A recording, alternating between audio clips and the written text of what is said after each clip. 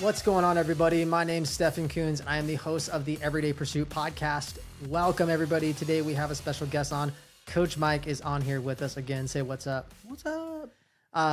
So I know that we've been having a lot of podcasts on mindset lately, so I wanted to give you guys one that was really specific to training.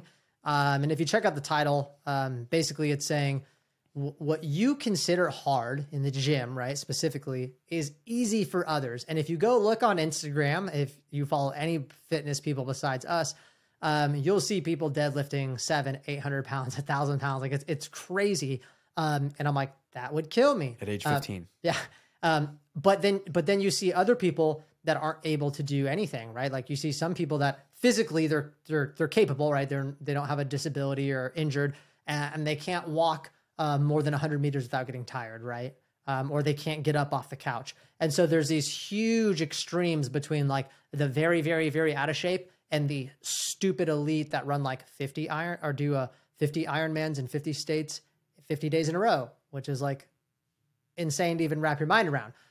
So like what we want to talk about specifically is RPE, which is rate of perceived exertion. So basically how hard it is for you. And then go into specifics about programming and how and why we program our clients this way. Yeah. So we use both RPE and we use percentages. For advanced athletes, I personally hate RPE, which everyone's like, oh, RPE is the best. It's a subjective scale at the end of the day. No matter how much metrics you have, and they're like, RPE 8. This is when the weight, it feels very heavy, and it feels like you could have done one more, but it's at the end of the day, it's subjective. I personally use percent of 1 rep max because I know exactly what percentages to use when it comes to dynamic work, when it comes for accessory.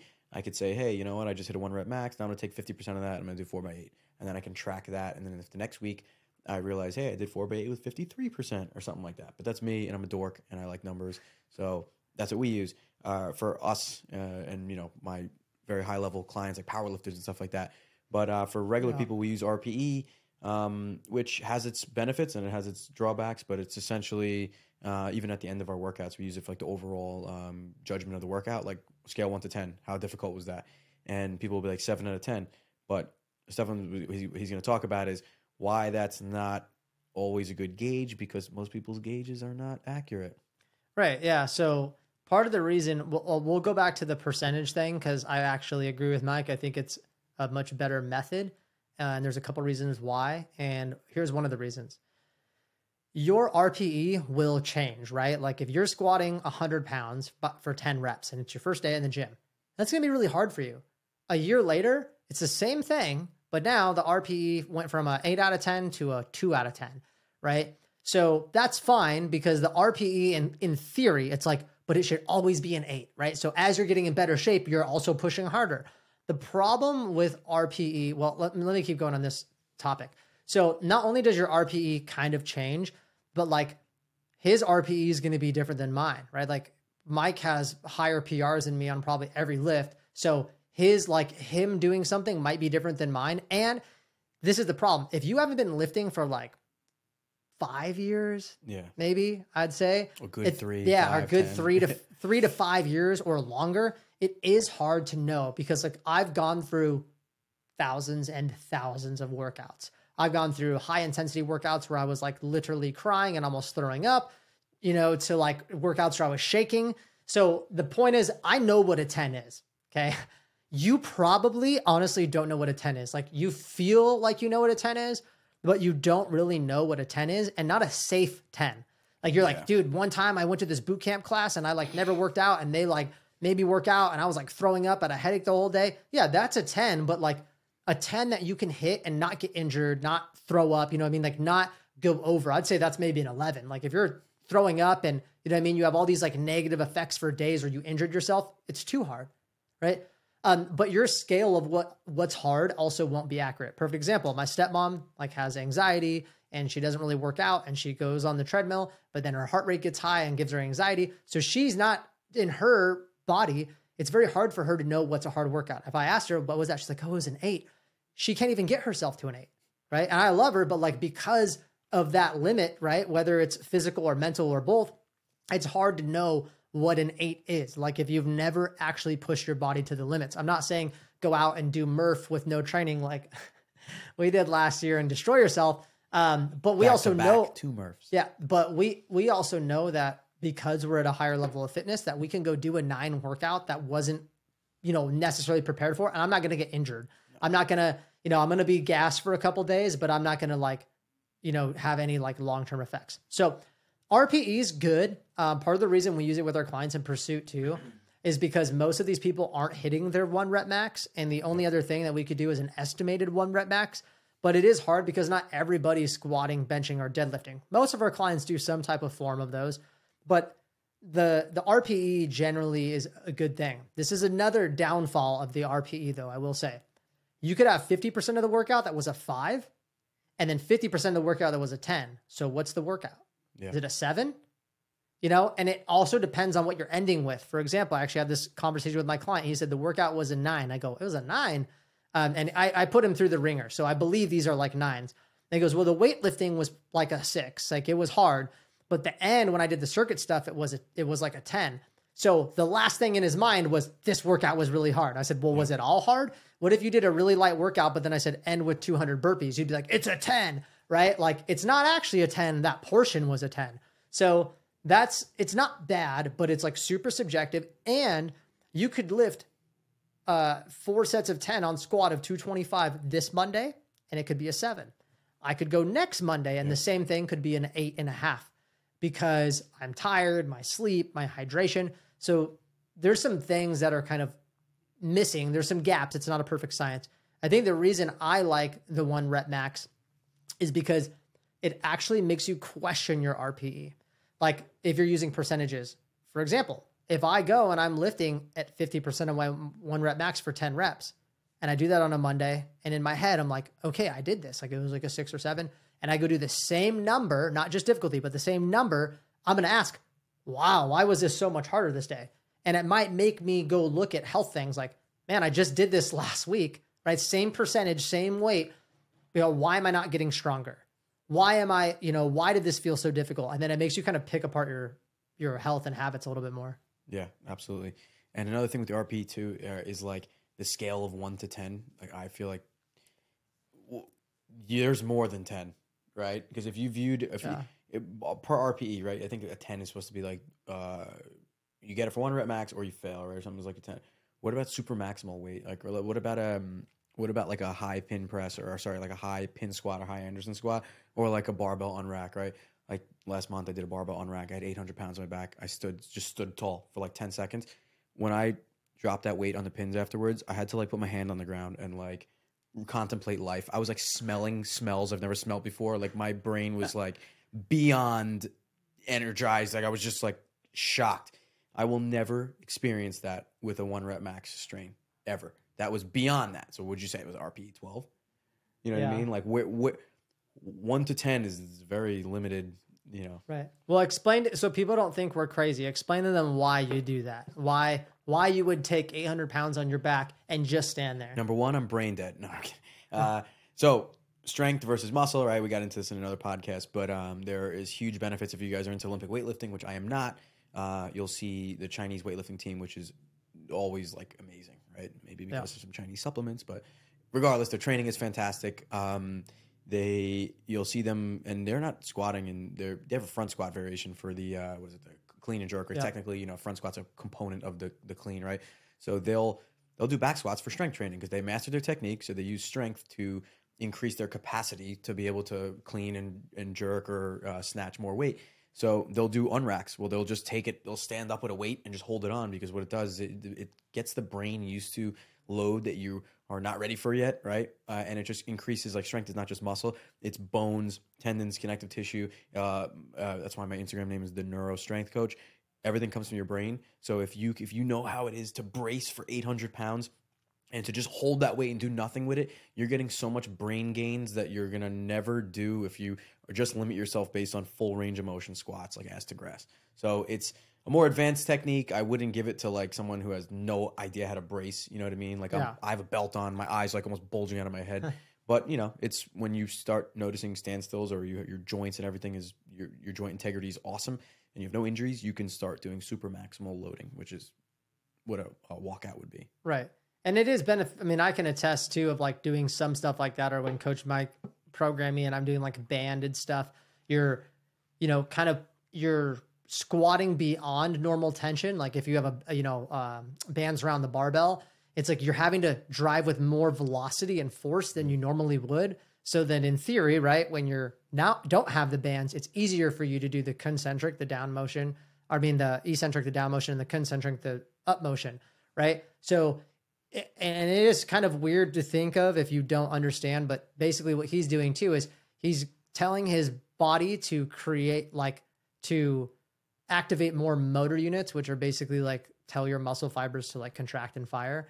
And the synapse from the brain to the muscle to the motor unit is becoming more electrical and frequent. And since the body moves on like more of an autonomic nervous system better, right? If you look at an NBA player, he's like, yeah, I do 1,000 shots a day. Like it's so clockwork for his wrist and how he shoots that he doesn't really think about it. He's just like, oh, I have a shot, and he shoots. He's not like aiming and, you know, like, oh, is it going to be this much? He just shoots. Like those are the best shooters, right? In the NBA. And you're like, dude, how does he do that?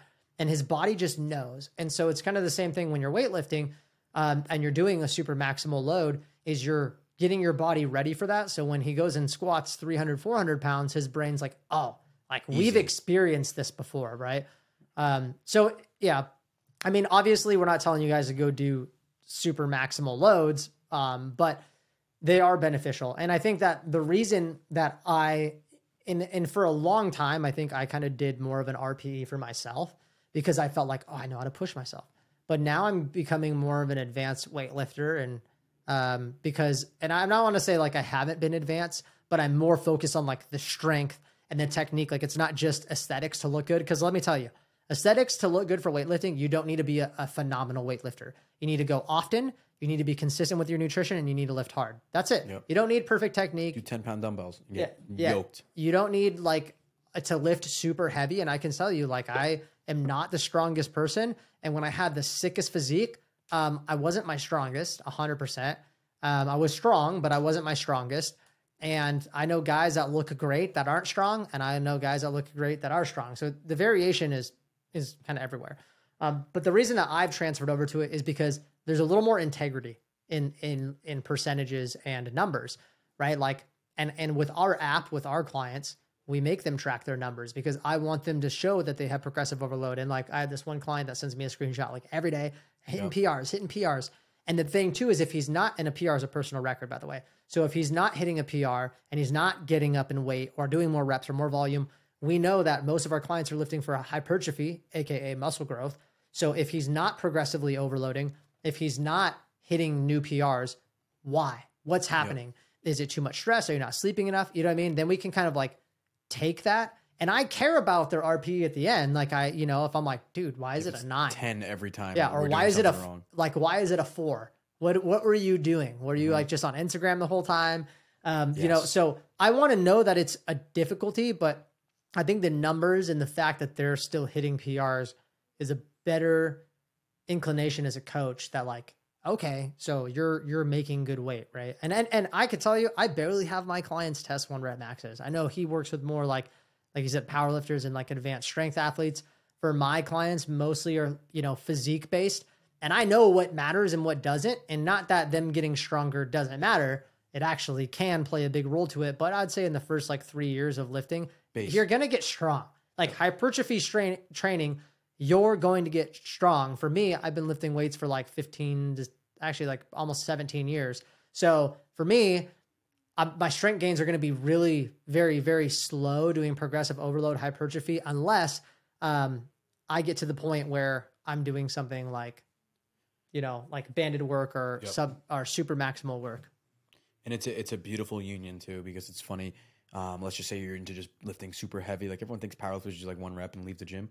But like, I train like Westside Conjugate style, right? No one's at Westside unless you're at Westside, but no one's doing Westside unless you're actually there. But you'll notice that 80% of the workout volume is hypertrophy, but it's very intelligent hypertrophy. It's selected. It's like, hey, what's the weak point? I did my 1 rep max. I noticed my low back started to look a little sketchy when I hit my 1 rep max. Okay, your low back's the weak point. Now, what do you think I'm going to do right after I go hit my 1 rep max? I'm going to go and hammer low back volume, right, to build it up, which is like muscle building intelligently. You're not just like we talked about the buckets in the last podcast, where like you have buckets to put everywhere. That bucket, you need to put more effort into your weaknesses. So it's if you're noticing that your weights are standing still, up your hypertrophy. Go a little bit heavier with hypertrophy. Maybe pack on some muscle in those lagging areas, and then you'll notice your strength to go up. And if you notice your hypertrophy isn't going anywhere, then you need to work on strength training. So it's you're always chasing the dragon, pretty much. Yeah, and I can tell you from my personal experience, you would think as a coach that I would like not get injured. But I have been riddled with like a couple pretty bad injuries and some like minor injuries. And it's part of it. But what I don't want to be, and I'm only 32. I see the guys that are in their mid 30s, mid 40s, dude, they're like braces all in the gym. Like they're big, like upper body. Like they don't, no offense, but they don't look that great. But they're like big upper body. They move tight. Like I could tell every time they do a lat pull down, like rubbing their elbow. And that's probably been there for 4 years. Yep. Like that's not new. I know. I've seen these guys in years and years of lifting in commercial gyms, because I only had this garage gym for the last like 2 years. So I was at the gym all the time, and I've seen these guys. And my dad, I love him, but he's kind of one of those guys, always has an injury. And I could tell you right now that the more that I got away from just doing hypertrophy and I started to implement mobility, which is end range strengthening. So it is strength training in the end range. Specified strength. And strength training might actually not only improve my injuries, but I feel way less injury prone. Yep. Perfect example, when I tore my back disc in my L5 S1 in August of 19. And then it was like 2 years of just trying random stuff. And then Coach Mike's like, oh, you should do partial ranges and you should do these things. And I started actually like building up enough strength in my back to where, no, it's not 100%, but it's pretty strong. Like, I'm deadlifting in the 300s for reps, which was hard for me even before my back injury, because I didn't deadlift a lot. And now I notice, like you said, you're going to notice where your weak points are. My weak point's not my back anymore. Actually, I hammer my back. I notice, oh damn, my hamstrings. I get on the hamstring curl machine. I hammer those out 2 days a week, or do reverse Nordics. So other things to kind of get your big compound movements in. And you might be saying, well, Stefan, can't I build a great physique without doing squat, bench, and deadlift, right? You could do whatever you want. You could, but I'm going to let you know that like the sickest physiques are built with compound movements frequently. Like look at CrossFitters. They do basically no isolation, right? And they have some of the like most natural, like athletic, badass physiques, the elite, right? And if you look at them, they're just doing a shitload of volume on compound movements, big compound movements. But you can't do that unless you're strong. They do actually a lot of like 1, 2, 3 rep max work. And part of the reason they realize that is that you'll be going along, and I've experienced this, you'll be doing hypertrophy work and like, oh, I'm looking good. Injury, injury, because it's the same motion. It's pretty high volume, and you'll get to a point, trust me, where your body's like, yeah, I need more volume. Yeah, I need more volume. And you either have to get on performance enhancing drugs or give it more volume. But if you give it more volume and the muscle looks better, but the strength hasn't gone up, you'll get injured. And that kept happening to me in little stupid areas, my groin and my bicep and all this stuff. And once I actually started going to the gym a little bit less and backing off and focusing more on strength training and recovery, I don't think my physique's changed that much, but I've gotten stronger. And then this is the key. If I can get stronger and not get injured, then I can go back doing high volume, and I'm not going to hit this plateau anymore, right? Because it's like making progress. Oh, got injured. Making progress. Oh, got injured. So now in theory, right, I can get stronger and then like continue to make progress because my strength supersedes the volume I'm putting on it. Yeah. And also, one of the biggest things you'll see like in our Instagram community, like I'm, kind of weird and niche with like a bunch of other psychopaths that do really weird shit in the gym. But you'll notice the same thing. We'll do weird stuff. And then the number one argument, this isn't optimal for muscle growth. And a lot of times we just laugh because people just think when they go to the gym, they're just training muscles. Like, oh, I'm going to work this muscle and work this muscle. Some days I'm in the gym, I could care less about muscles. I'm like, all right, boom, lifting super heavy. It's going to be bones, connective tissue, ligaments. Yeah, I'll get a little bit of muscle growth, overall hypertrophy from the whole brain stimulus of maxing out.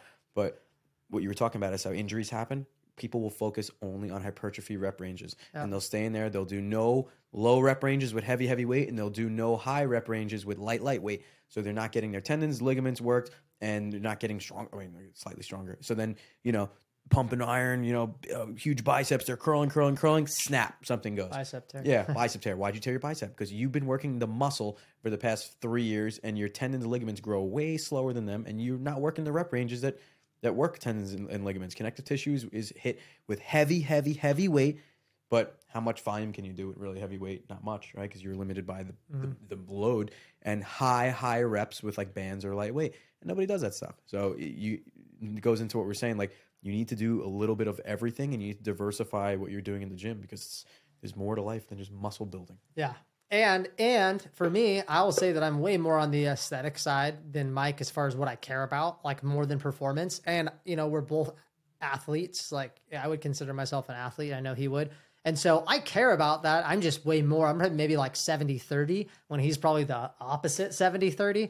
But at the same time, like it will eventually probably be a limiting factor to you for most people. Like, I'm only able to create such a great physique too, because I notice for me, I'm like, okay, I'm squatting. I can't do 5 sets of 10 and then 6 sets of 10. And I even did German volume training. You can't really go more than 10 sets of 10. Like you can, but you're going to start, it's going to be a law of diminishing returns. You're going to start having more negative effects. So I'm like, well, I could go more weight, but I can't go more weight because I'm not stronger. So that for me, I know that I have to do that. And good point. You said, hey, it's not all about muscle. You might be listening to this like, dude, that's all I care about. You don't even understand. Like, shirt off. Check this out. The people that you look up to, probably if you watch any sports, don't care how they look. I mean, I'm sure they care, but since they're getting paid millions of dollars, I think they care about their performance more. Do those people look good? Yeah. Oh, but they're professional athletes. It doesn't matter because the whole point is that's proof, whether they're the top of the top, that's proof that you can focus on performance and still look really good and perform. And look, if you're somebody where you're like, I don't care, dude, I literally just want to look good naked. Fine. I would just say you should still do some strength training, maybe 1 to 3 rep maxes sometimes within your program. I don't know if it's like super necessary. I think it's very dependent on how long you've been lifting, how often you go to the gym. Like there's a lot of coaching components and exercise science components that go into it. But if I could start over and I could pick like a form of lifting, I probably would do something more like conjugate. Honestly, because I think I missed out on doing the 1 rep maxes because I was scared. Because what does Instagram tell you? Don't lift heavy. Dangerous. There's no point. I was doing the rack pull we did where you were cheering me on. Some guy goes, that's ego lifting at its finest. Great. Let me just tell you. Thanks. I'm like, dude. And I asked him, I said, why is that ego lifting? And of course he didn't respond. And I know, and look, I don't know who this guy was, and it's not me. But he's a dork. It's not me crapping on him, but like he doesn't know. He sees that and he's like, why is this guy doing a 1 rep max half rack pull? And I would have had the conversation with him being an exercise scientist and saying, well, just like what we talked about. Yes, I'm doing it from a rack. Why is it a purpose lifting it a couple inches? Well, if you've ever seen anybody do a deadlift, where's their sticking point? About halfway, right? Or a little less than halfway. So if I can pull from there more weight than I can deadlift normally, I'm going to be able to do my deadlift more. If I did a 1 rep max deadlift, would you say that's ego lifting? Most people would say no. So we know the science behind it, but I don't want you guys to get scared of like lifting 1 rep max as long as you're safe, right? Yeah. And just think about it. Besides like setting pins and, you know what I mean? If you're going to fail, you don't want to throw the bar behind you unless you're good at what, set your safety pins, right? It's really not that it's all, everything. Life is all about the preparation, right? So if you take off a weight and you squat down, you're like, oh, I can't do it, right? And your pins are set at that perfect height where they're a couple inches below that bar. All you do is dip forward an inch, boom, you're safe. And you get out of there, right? And you take the plates off, you re-rack it or whatever. People think 1 rep max fails or like people's knees buckling and like they're you get like crumpled and stuff. Look at, yes, if you're doing Olympic weightlifting, you're not doing it in a rack. It's a possibility. Yeah, it's throwing the weight up in the air. Olympic weightlifting is probably the most dangerous form of weightlifting because you're moving heavy weight fast in semi-compromised positions for most people. You're catching it in the air as opposed to controlling it. It's a huge triple extension, right? You throw the weight up into a snatch and you catch it overhead with your arms behind you, super wide. Yeah. It's a novelty lift. I would say a clean and press and a clean and jerk would be much more functional. Yeah. But like, when would you ever you're gonna lower yourself and then raise the weight? Like, it makes no sense. Why don't you just Right. But it's to each their own. I mean, like I don't do any Olympic weightlifting only because I feel like I can be strong and explosive in more of a functional way. Like I'd rather hit the punching bag and kick it and have that be my explosiveness than me being able to like get up explosiveness. I'm not saying cleans aren't great. Cleans are great, but probably if you're listening to this podcast, I would mostly recommend you don't do Olympic lifting because it's a very high skill with like low muscle return. And if you are sitting there and you're like, but I want to look good, this is the biggest mistake. You look at a CrossFitter, he does a lot of cleans, and you're like, I want to look like that, so I'm going to do a lot of cleans. That correlation shouldn't really be made because there's way easier ways. You could also be in a rack, very safe. I lift in my garage and I have a power rack and I feel extremely safe in it. And you could do 2 rep, 1 rep max front squats, which is basically the part of the clean that's actually building them a sick core and muscle. So you could do a front squat, and then you could also separately do a push press, and it would be a clean. It's just not combined. The only reason you need to do a clean and jerk or clean and press is for that sport. Yep. Are you competing in CrossFit? No, then don't do it. And we have to be smart when we're lifting about like, it's a lot of specificity. Like, is this lift I'm doing actually going to give me the returns I want? Like, why am I doing this lift? Why am I doing this lift? And if you don't know, don't do it. If you're like, I'm doing it to break down this muscle to grow, or I'm doing 800 pounds on my back to get stronger. So when I do this, like you have to know why you're doing it or else you're missing the point. And before anyone shits on us for shitting on the snatch or whatever, I snatch all the time, but I don't do a barbell snatch, right? I do a barbell snatch, but I do a one arm. It's a lot safer, right? It's in the middle of your body and you flip it up, boom, catch it. A lot safer. Your whole body stabilizing one point here. You're not all super wide here. And if I did a movement assessment on the entire world, right, I'd probably only clear less than 1% of people for actually snatching, like with the barbell, because no one has. You need beyond the 180 degrees of shoulder flexion in order to do it. Most people that snatch, their shoulders range comes out to here, and then what do? They load it underweight out there, so they're compensating with their low back or something. Yeah, their butts popping out. And I'll tell you, abs involved into it. I have bad shoulder flexion, so I won't do it. I can snatch one arm stuff all the time. Yep. But my thing too is like, you can break up a movement. Like, you know what I mean? If you're like, oh, I like the clean. Why do you like the clean? You can't, you know what I mean? And that's something, if you can't answer that question, like, well, this guy does it and you're missing it. If he took that exercise as his routine, he'd probably look the exact same. Right. Like if he broke it down, right? And so I don't want to get off too much of a tangent, but hopefully you guys have kind of, after us chatting a little bit about, RPE and 1 rep max and stuff, you have a little more of an idea of like what you should focus on in the gym. And let me just bring this home. The reason we talked about all these other things is because we want you to know like what we think in certain lifts and what lifts you should be doing. But most importantly, specific to this episode is like what you should be doing. I will tell you, in the first couple years, unless you are doing performance, I want you to focus on RPE. I think RPE is great, but just know that you're going to get to a point where your RPE probably isn't going to keep carrying you forward at the speed you want. That being said, it is a good idea to go test your squat, bench, and deadlift. Now, if you don't feel comfortable with the 1 rep max, you can do estimated 3 rep max. Literally go Google 3 rep max calculator or 5. I think it's all the way from 1 to 10, right? Yes. Yeah. But I will say that it's not the same. If you do something 10 reps, it doesn't mean you can do it. One, I'll tell you on squat, I tried this like a couple of years ago, and my squat's been one of my weakest lifts, specifically high bar back squats. And I'm like, oh, so it's like I could do like 355. And I was like, no, like I already knew that I couldn't do that. And I tried it and it did not work out well. So it's not always very accurate. I would say get down to like maybe a 1 rep or 3 rep max. In fact, you said 1 rep's less chance of injury, right? It's actually the safest. Assuming you make intelligent jumps, let's just say you're back squatting, right? You hit 375 and it moves really sketchy and slow. People will be like, I'm going to try 405. Dumb. Add That's 5 a huge pounds. jump, add 2 pounds. Add 2.5 pounds, right? You want to find that one where it's like you just barely can be able to do it. And, if you form breakdown, it's totally normal. But all you have to do is strain for that 1 rep. You put it in your entire life, your entire focus. Nothing else exists. You focus on that 1 rep and you're done. Most people get injured when they do higher rep sets or whatever, or 5x5, something like that, because their fatigue sets in. They start thinking about other shit, and then they're not focused on what they're doing. They lose their strain, they lose their brace, and then boom, something snaps. So 1 rep max actually the safest. And, you know, everyone thinks it's dumb. Oh, it's so heavyweight. But then you get used to straining and you become like bulletproof. Like if I fail at 1 rep max, I'm not even sore from 1 rep maxes at all. It gives me no muscle soreness whatsoever. Like I'm sore from my accessory work that I do afterwards. So it's just another fear thing that people got to get out of them. Yeah. And then just be wary with the 1 rep max calculators. They're cool, but don't take them as law, because you'll see, which makes no sense to some people. You'll see someone that could squat 315 for 3 reps. They can't do 325 for 1. Yeah. Which sounds crazy, but it happens more often than not. So just be wary with those. You could just use them as guesstimators, but right. And I know when we do 1 rep max, we're taking anywhere from like 5 to 8 sets to get there, by the way. You know what I mean? Like if let's just say I'm going to 1 rep max, I actually had like a really pretty high 1 rep max. I don't know what the box squat was, but I ended up getting like 450, but I started with 225.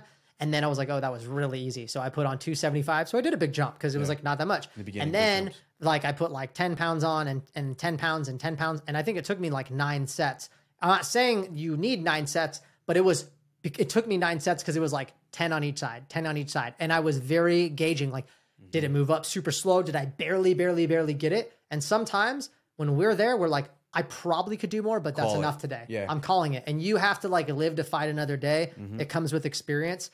And so, I mean, like, you're probably more well-versed in this. If somebody wanted to go test their 1 rep max, so they have a good idea of what a 10 is for the RPE for that lift specifically. Yep. Okay. So you got to think the RPE is general. Like, hey, what was this workout's RPE? 7. I'm thinking the average of all your lifts were a 7. Okay. But you need to know what a 10 is. So how often should they test their 1 rep max? I would say if it's the same exact lift, right? Like if you're doing linear progression or whatever, people just max out every week in the same lift. No wonder why it doesn't go anywhere. That's why we run conjugate. We're constantly changing about bars, box heights off the floor, all that stuff. I would say 9 weeks, right? Realistically, 9 or 12 weeks. It doesn't matter as much as you think. Yeah. But you know, if you're talking basic SBD, squat, bench, dead, right? I would also incorporate overhead press or push press, hip thrust maybe. But which is crazy for some people. But yeah, you test it like 12 weeks, right? And then after that, now you know what percentages you're working with. So then if you wanted to do your hypertrophy, you could be like, hey, I'm gonna do 4x8 at 65% of my 1 rep max. Boom. Now you got data, right? So 1 rep max, I just view it as like the top of the pyramid. It is the master data that you can have, and then it allows you to get everything below the pyramid as well. But yeah, 9, 12 weeks, then keep hammering it in the gym, and then you retest. And when you're breaking 1 rep maxes, you got to think, I mean, if you're testing 9, 12 weeks, you want it to go up by like 10, 15, 20 pounds in theory. But if you tested your 1 rep max every month, right, and you went up 5 pounds every month on your 1 rep max, that's 60 pounds in a year. You do that for 4 years, you put 240 pounds on your lift. Yeah. So long game. Yeah. Yeah. No, dude, that's huge to think about it. So, and if this sounds super confusing to you guys, if you're like, I have no idea like what he's talking about, like, I don't know how I'd like calculate all that, then, and that's a goal of yours, then get a coach. I mean, I'm not telling you not to research things on your own, but I see this a lot. Like, actually, I follow this guy, or this guy follows me on Facebook. We're friends, and I see him post his like Excel sheet of all his total volume every day. It's cool. And he's like very in it. There's not very many people that like track every single metric. Like this guy tracks every single thing. Like I lifted 58,000 pounds today or whatever, you know, he's like doing total volume and legs and progressive. And I mean, it's not the greatest physique, but like he's tracking everything. And he has some data. And I will say the biggest missing component, I think, in like somebody that is going to make really good progress and then like okay progress is the data. Yep. Like, especially as I would consider myself an exercise scientist. I need that data for myself or for my clients. I need feedback, both qualitative and quantitative. So I need you're saying like, the RPE is more qualitative, right? Like it's a number, but it's more like it felt like this versus quantitative is just a number. Like I lifted 100 pounds. 100 pounds is 100 pounds. It's objective. Like it's just 100 pounds. And so, if you're totally lost, I'd say hit one of us up. You can go to pursuehp.com, book a free call with a coach. We'd love to kind of talk to you about your specific goals. Or you can go to pursue_HP for Instagram and hit us up. And my ask for you guys too is if you could pause this real quick and leave us a 5-star review if you feel like we're worth it, we would really appreciate it. All the reviews help us get higher on the ranking, and we don't run any ads, so that's huge. Or if you could like, comment, subscribe, or even share this episode on social media, that would be huge because, I mean, like this information doesn't mean anything unless it's getting to people, right? So if you have a buddy you go to the gym with or somebody that you feel like this episode could be valuable to, even if you don't want to share it on social media, just text it to them. We just want more views and more listens because that's why we make these episodes. Any last words? Yeah. Strength is never a weakness. Strength is never a weakness. Wise words from Coach Mike, guys. I appreciate it. I love you guys, and we'll talk to you next time.